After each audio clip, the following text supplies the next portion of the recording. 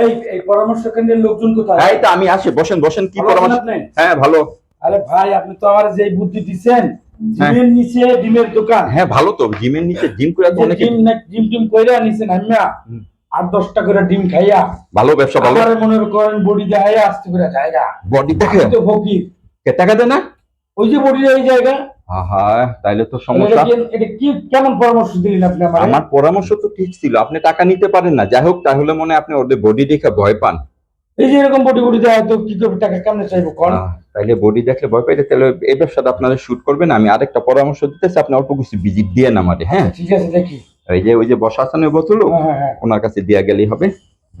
আপনি এক কাজ করেন, পার্টি অফিসের পাশে চার দোকান, মানে পার্টি অফিসের পাশে চায়ের দোকান দেবো। হ্যাঁ, কারণ লাভবান হবো ইনশাআল্লাহ। সামনে দেশে নির্বাচন, পার্টি অফিসে বিভিন্ন অঞ্চল থেকে নমিনেশন নেওয়ার জন্য লোকজন আসবে চা খাবে, লোকজন আসবে চা খাবে।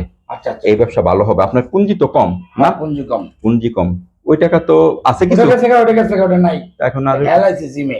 জিমে খেয়াল এসে জিমে খেয়াল এসে, তাহলে অল্প টাকার ভিতরে আপনি ওইটা শুরু করেন। আচ্ছা ঠিক আছে, তাহলে দোয়া করেন, দেখি। হ্যাঁ শুরু করেন। পার্টি অফিস পাশে চায়ের দোকান। পার্টি অফিসের পাশে চায়ের দোকান। আচ্ছা ঠিক আছে। আল্লাহ হাফেজ। ওনার কাছে দিয়ে যান। আচ্ছা।